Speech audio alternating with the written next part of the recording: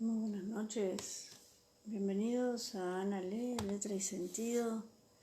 Continuamos con la lectura de Sabiduría de un Pobre de Loic Leclerc.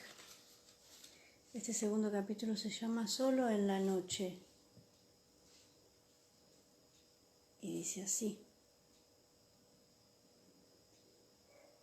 al lado mismo de la ermita estaba la casa de los hermanos, si se podía llamar casa a una cabaña construida de tierra apisonada y cubierta de ramas. 5 o 6 personas bastaban para llenarla. La luz entraba escasamente por una estrecha abertura hecha en la pared. El suelo era roca desnuda. Por todo mobiliario, un banco de piedra y una gran cruz de nogal negra que colgaba de la pared. En una esquina, unas piedras grandes hacían de hogar. La cabaña era a la vez cocina, refectorio y lugar de reunión. Pero los hermanos no dormían allí. Sus celdas se encontraban un poco más allá, en la ladera abrupta de la montaña. Estaban formadas por grutas naturales, bastante profundas, a las que se llegaba por en medio de un montón de rocas. Para dar con estos agujeros de sombra en la muralla, hacía falta hacerse semejante a la gamuza, ágil, ligera, aérea, porque en algunos sitios la pendiente caía a pico sobre el barranco. La llegada de Francisco y León a la ermita no cambió nada la vida de los hermanos. Era una vida completamente simple. Allá arriba se seguía la regla que Francisco había dado no hacía mucho tiempo, especialmente para las ermitas. Los que quieran vivir como religiosos en las ermitas, había escrito Francisco, vivirán 3 o 4 juntos a lo sumo. 2 se ocuparán de las cosas materiales y procurarán los alimentos necesarios para todos. Serán como madres y considerarán a los otros como a sus hijos. Llevarán la vida de Marta, mientras que los otros 2 no harán otra cosa que rezar hasta el momento en que cambien estas funciones. Así, por turno, 2 hermanos se encargaban del cuidado material de la comunidad, mientras que los otros se daban libremente a la oración. En este sitio, salvaje y escarpado, en que para ir a cualquier sitio había que hacer subidas difíciles y bajadas en pendiente peligrosas, el cuerpo mismo estaba sometido a una disciplina de aligeramiento y de purificación y se hacía dócil al espíritu. Para vivir esta vida de oración era necesario tener un temperamento de juglar y de acróbata, no tener miedo de caminar con las manos, ni rozarse los vestidos en la roca áspera. Esta acrobacia, en el pensamiento de Francisco, era una manera de alabar a Dios y también una gran sabiduría. El cuerpo y el alma, asociados estrechamente, participaban en un solo impulso y volvían a encontrar su unidad en la paz verdadera del espíritu. Sin comodidad ni brillo, esta vida no toleraba artificios. El hombre se veía obligado a reencontrar su verdad. Se hacía sobrio de palabras y de gestos. Sus mismos sentimientos se apaciguaban y se hacían más simples. No a fuerza de lecturas ni de replegamiento sobre sí, sino por esta santa y áspera obediencia a las cosas, a que obliga la pobreza cuando se acepta en todo su rigor. Era una escuela ruda. El hombre aprendía a sentir en ella de una manera nueva, mucho más simple, mucho más real. Los únicos libros conocidos en la ermita eran los de la liturgia, el misal y el libro de las horas canónicas. Más aún, no había más que un solo ejemplar de estos libros para todos los hermanos. Pero la palabra de Dios, que estaba escrita en ellos, encontraba aquí todo su sentido y de algún modo su frescura original. No se la forzaba o turbaba por un montón de otras lecturas. Nada ayuda a saborear ni a comprender tanto la palabra de salvación como vivirla uno mismo hasta el límite. Solamente cuando uno se ha expuesto a todas las intemperies se da cuenta verdaderamente de lo que es un techo.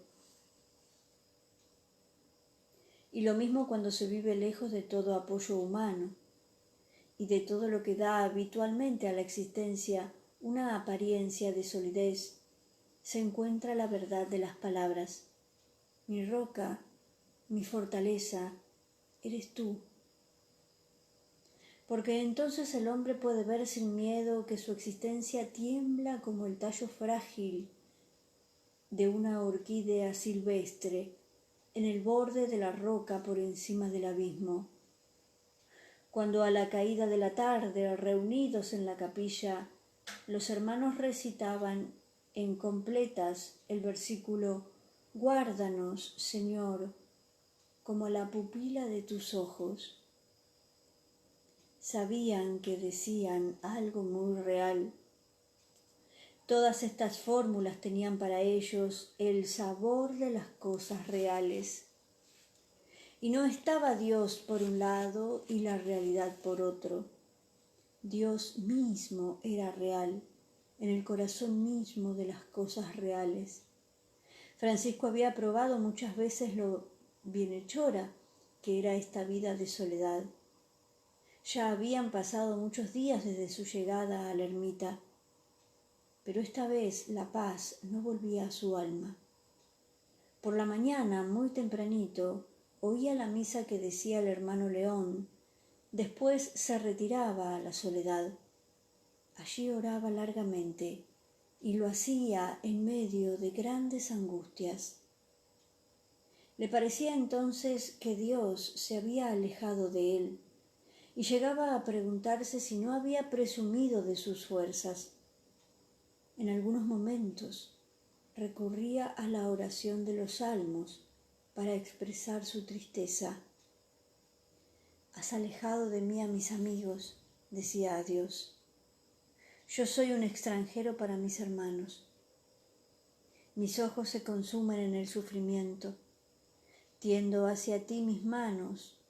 ¿Por qué rechazas mi alma? ¿Por qué me escondes tu rostro? Estoy cargado de terror. Estoy turbado». Pero su plegaria se hacía más viva todavía cuando recitaba este versículo. «Enséñame tus caminos, oh Dios, oh Eterno». En esta súplica derramaba toda su alma. Expresaba con ella su deseo vehemente de conocer la voluntad de Dios sobre él. Ya no sabía lo que Dios quería de él y se preguntaba con angustia qué debía hacer para serle agradable. Desde su conversión no había cesado de tender hacia el bien. Creía que se había dejado conducir por Dios y había tropezado con el fracaso. Al seguir la pobreza y la humildad del Señor Jesucristo, no había buscado otra cosa que la paz y el bien. Y sobre sus pasos había germinado la cizaña y cada vez se extendía más. Muchas veces su oración se prolongaba hasta muy tarde, hasta la noche. Una tarde que estaba así rezando, estalló una gran tormenta. Ya había caído la noche, una noche pesada y oscura que se iluminaba de repente con grandes relámpagos deslumbrantes. A lo lejos, el trueno gruñía sordamente. Poco a poco, los estallidos se acercaban y enseguida la tempestad estalló con toda su fuerza encima mismo de las ermitas. Cada detonación parecía como el choque de un enorme carnero contra la montaña. Se oía primeramente en lo más alto del cielo un ruido estridente y rápido como una tela que se desgarra de un solo golpe. Después era como un crujido espantoso cuyo ruido estremecía a toda la montaña. Parecía entonces que lo que acababa de caer del cielo continuaba su estrépito bajo tierra y se arrastraba, haciendo temblar todas las cosas.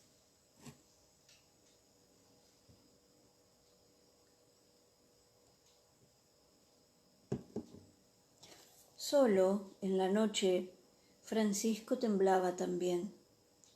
Pero no era con ese miedo que tienen los hombres cuando sienten su vida amenazada. Temblaba por no conocer los designios de Dios sobre él.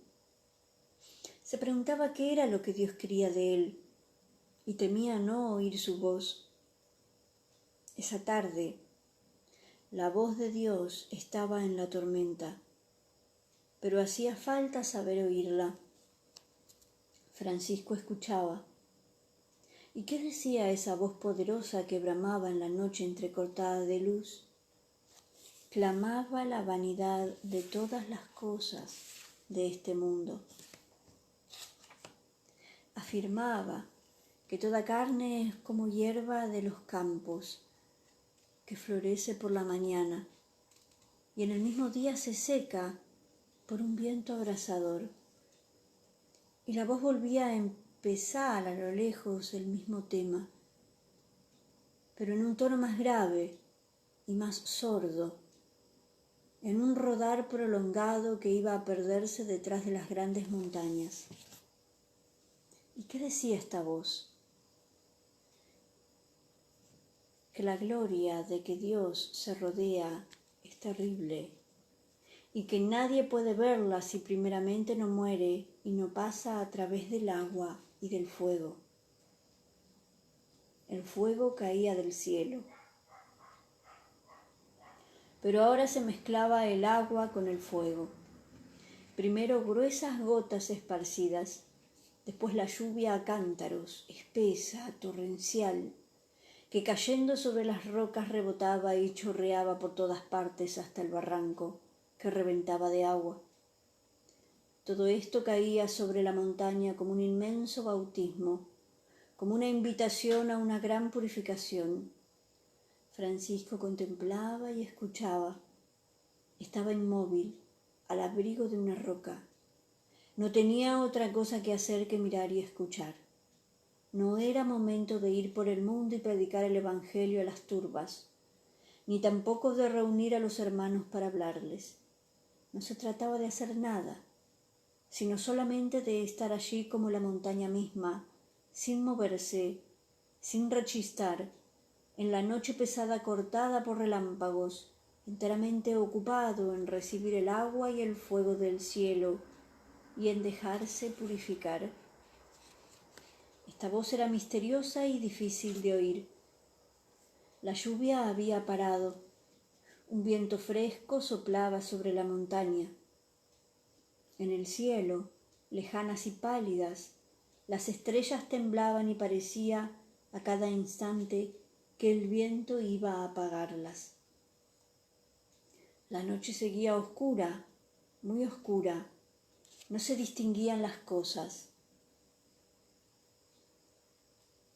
Ese árbol o aquella roca, bien conocidos, como eran más que masas informes, no se confundían con la oscuridad. El recortarse habitual de las cosas se había borrado y dejaba que la mirada se perdiera en un espacio oscuro y sin fondo. Es duro aceptar ese borrarse de las cosas y sostener un frente a frente con lo que parece ser la nada. Es duro permanecer despierto en medio de este vacío oscuro en que no solamente todos los seres familiares han perdido su brillo, su voz y hasta su nombre, sino en que hasta la misma presencia divina parece haber huido. Francisco había deseado la pobreza. Se había desposado con ella, como decía él. En este momento de su existencia, él era pobre, dolorosamente pobre, más allá de todo lo que había podido soñar. No hacía mucho, cuando se retiraba a esta montaña, todo le hablaba de Dios y de su grandeza. Esta naturaleza salvaje le penetraba del sentimiento de la majestad divina. No tenía más que dejarse llevar por ella. Ahora era la hora del reflujo. Estaba allí oprimido, jadeante, como un pez echado fuera del agua.